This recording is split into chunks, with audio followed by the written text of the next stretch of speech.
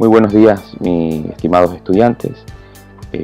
Vamos a hablar hoy día, profundizar un poco más sobre 4 aspectos muy importantes dentro de la identidad cultural. Ustedes saben que la cultura como tal dentro de la sociedad ha sido tan diversa justamente por el dinamismo que se ha visto en nuestra sociedad. Ahora, hay 4 términos muy importantes que no hay que confundir. Primero, que es interculturalidad. El segundo es pluriculturalidad.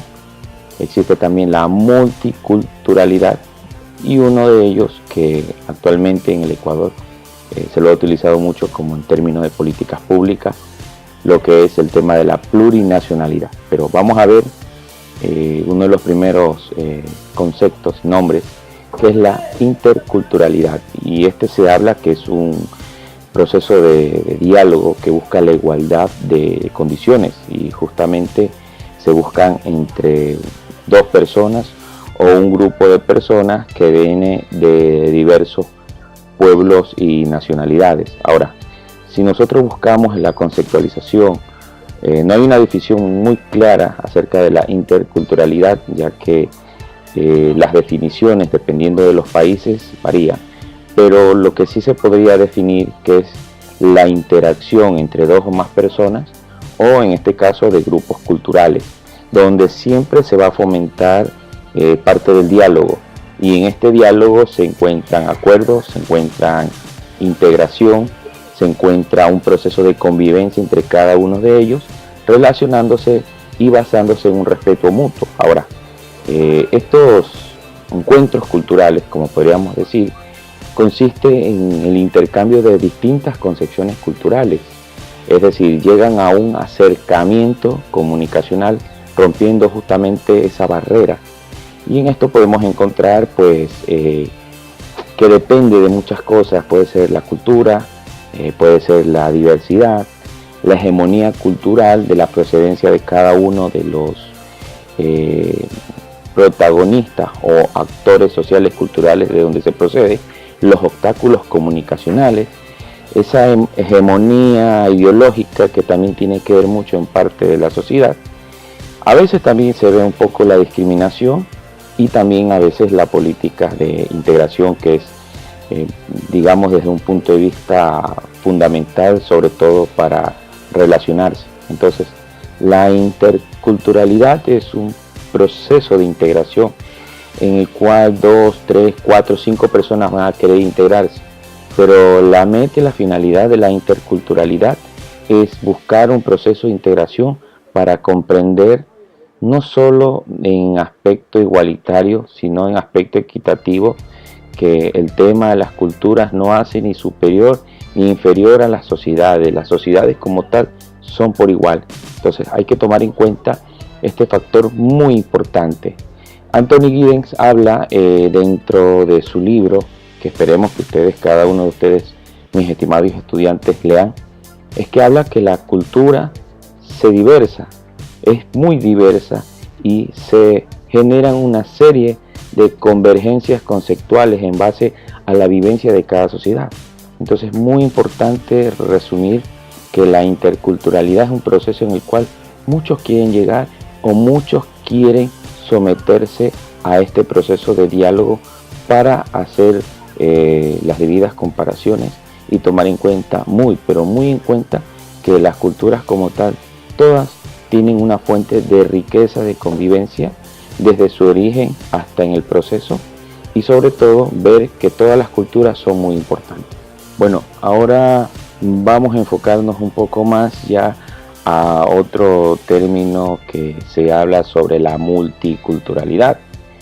Aunque puede ser un poco confuso con la interculturalidad, la multiculturalidad, en este caso vamos a hablar un poco de lo que es en Ecuador.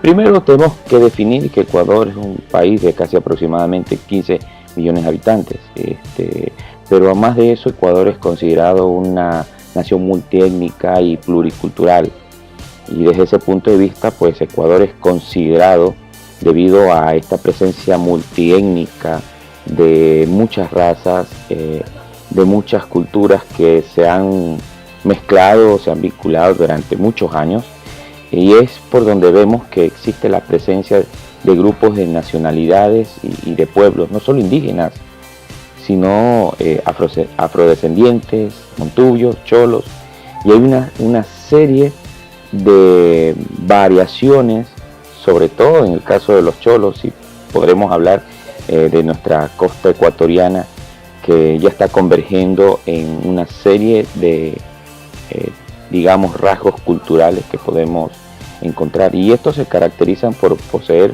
una cultura inicial.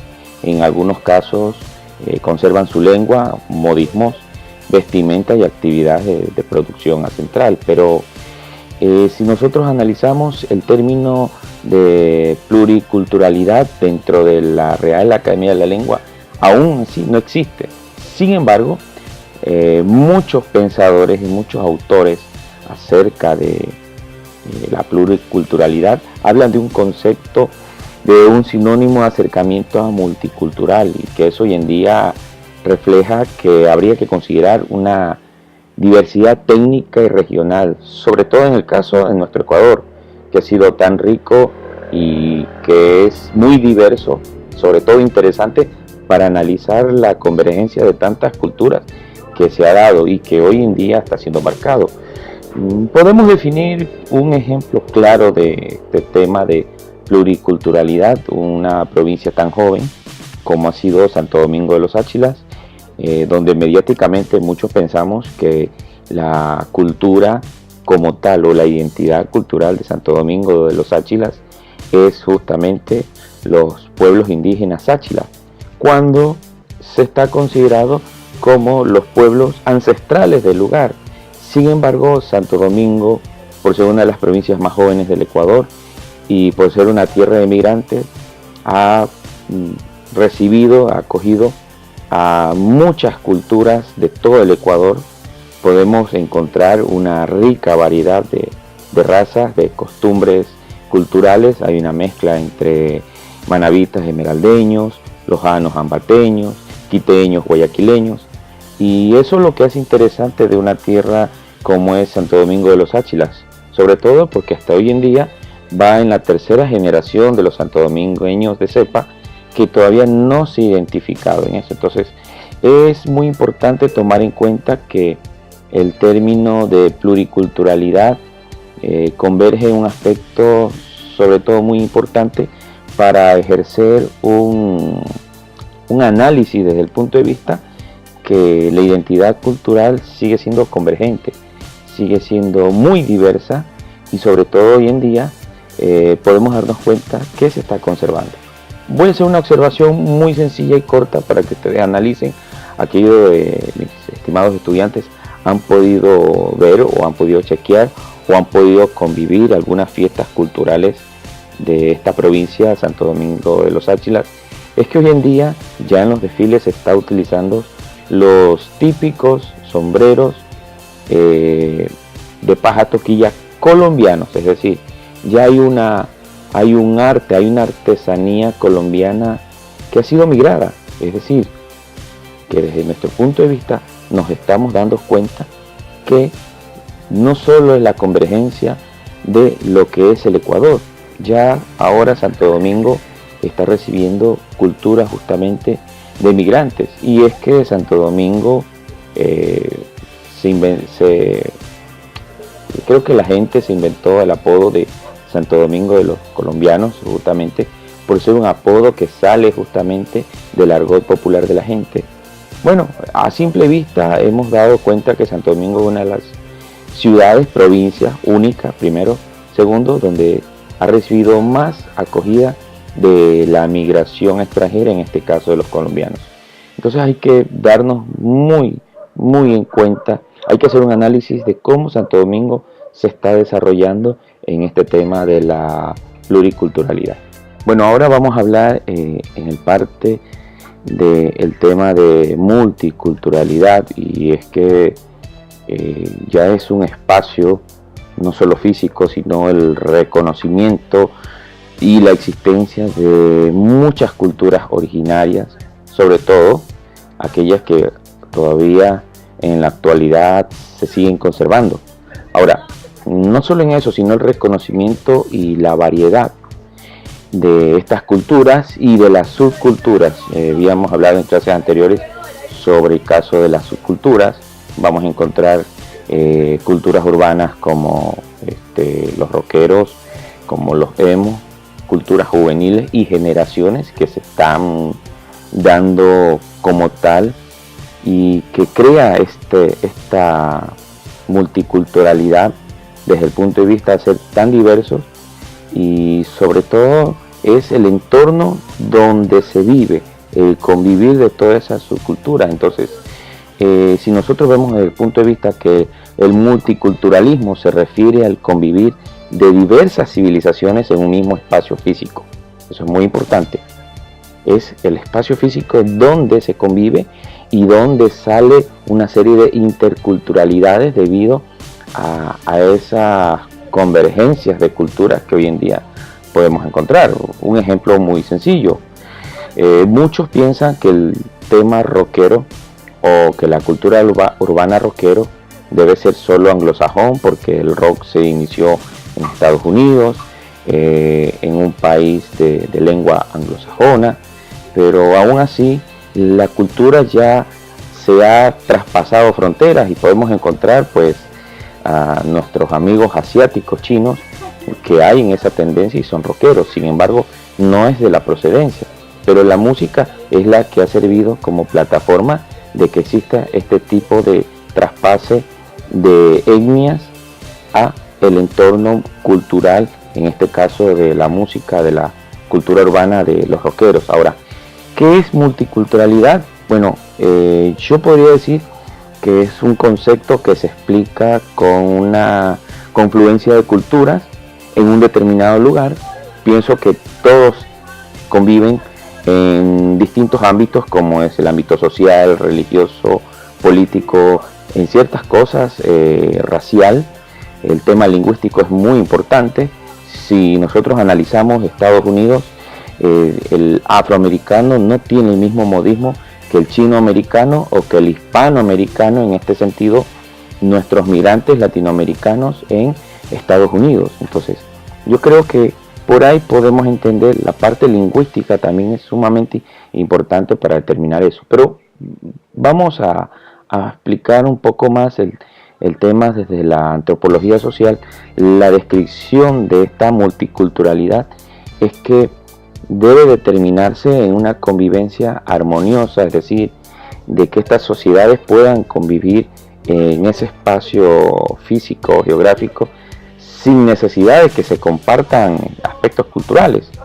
Es decir, puede existir un feedback sin compartirse ideología y costumbres, como en algunas sociedades a nivel mundial. Podemos tomar en cuenta Londres, es una ciudad británica donde hoy en día muchos anglosajones, muchos londinenses siguen obteniendo la tradición que han tenido desde muchos años atrás, desde el sistema feudalista.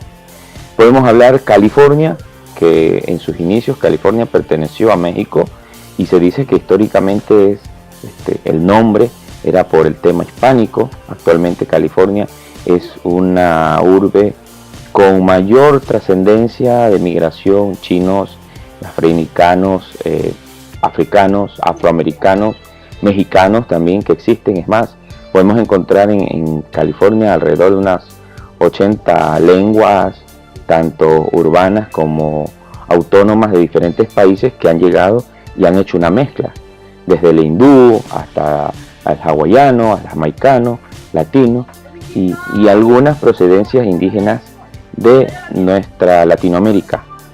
Podemos encontrar ahora el tema de México. Sigue siendo un país multicultural porque en muchos estados se sigue